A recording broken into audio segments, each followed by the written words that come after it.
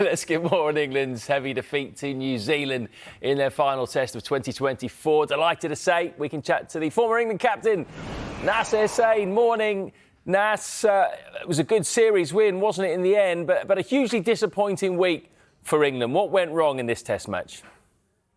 Yeah, I mean, it was a good series win. That's when you go abroad and you go to New Zealand. I don't think they've won out there on a tour since 2008. So over the course of 3 test matches, they've played some good cricket. But it's been a recent trend, actually. If you go back to India and then in the summer where they ended in a loss, they lost the last few tests in India. They lost the last 2 tests in Pakistan, and they've now lost the last test in Hamilton. First innings runs on a pretty decent pitch. When you're bowled out so cheaply, you're always chasing the game. They didn't play particularly well in this test match, and New Zealand played as the side that we know, to be honest. Williamson back in runs, Will O'Rourke absolutely phenomenal with the ball. So a disappointing end not only to the tour, but obviously also to the year for England's test team. Nasser, it's Bella here. Good to see you. Ollie Pope's dismissal will spark a lot of conversation, Bold trying to reverse scoop. What did you make of that?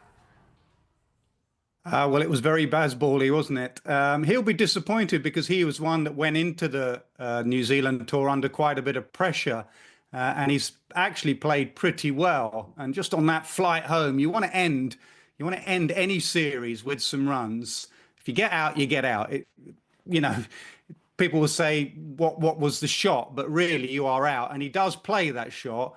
It just felt like a bit of end of term, end of season feel about it. It doesn't look good when you try and reverse scoop and get bowled top of off. Jacob Bethell impressed again, didn't he, Nasser? And he just looks really suited to all formats, really. It's given England a real problem. What are they going to do when Jamie Smith comes back in? Do they keep Bethell at number 3? What's going to happen to Ollie Pope? Is he a possibility with the gloves? How's it all going to play out, do you think? Yeah, I mean, the next test is not for another 5 months. They've got Zimbabwe in a one-off test and then 10 huge test matches, India at home and the Ashes. And there is an issue in there. Jamie Smith must come back in, and I think he must come back in with the gloves. He's been brilliant in his introduction in test match cricket, which obviously leaves 2 cricketers vulnerable, Pope and Crawley. It doesn't leave Bethell vulnerable for me. The way Bethell has played, it's not a debate of whether he should play. He's got 350s in 3 tests, and he's batting at 3, and he's come in early because of Crawley and Duckett, and mainly Crawley, lack of form. He's come in early every time. So Bethell must play. So it leaves Crawley or Pope vulnerable. So England will have some decisions to make. One of those decisions, Bethell must play, definitely. He is the future.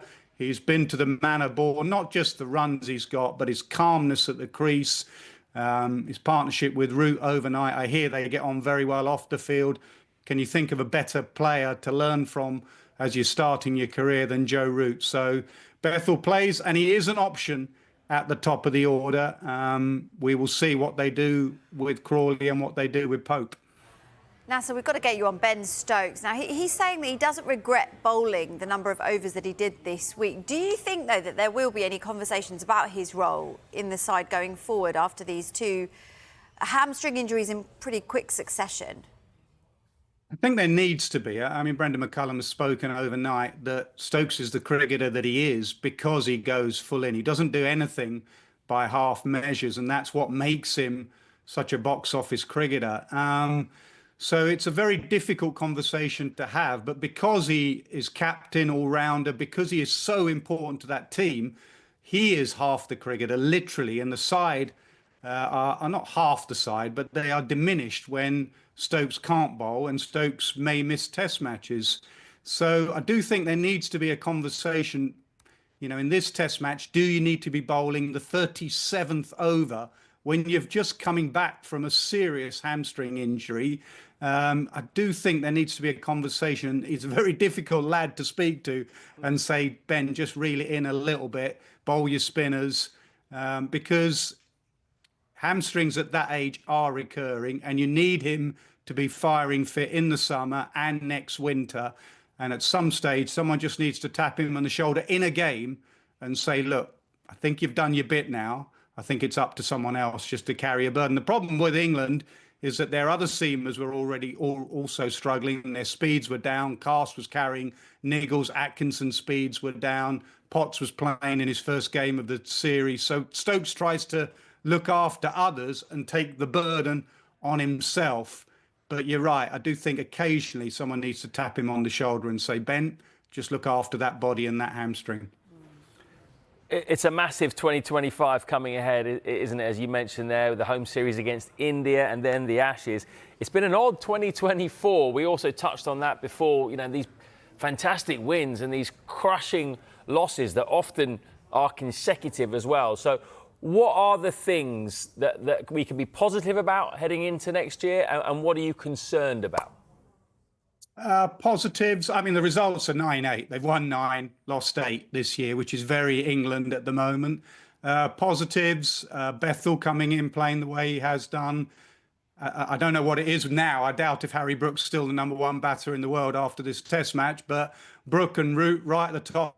I don't know when the last time England had #1 and #2 in the world. That's probably changed overnight. So the form of Root and Brook has been phenomenal. The change in that bowling attack, you know, the debate of could they move on from Broad, could they move on from Anderson, 2 of England's all-time great fast bowlers, both go within a few months of each other.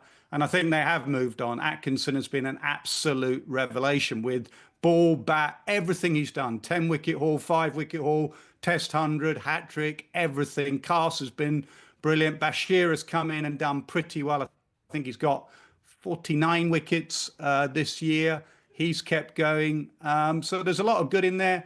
The negatives, I would say, obviously Crawley's form, averaging under 10 and keep getting out to the same bowler in Matt Henry, and then it was Noman Ali in Pakistan.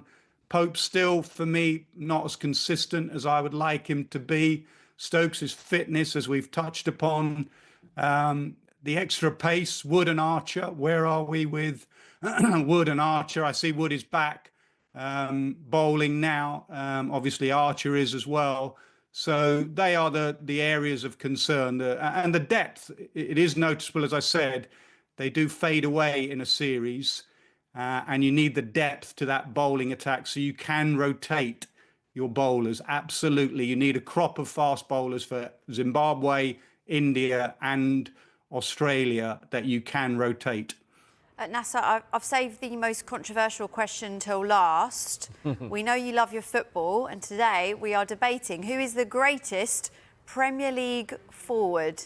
What's your view?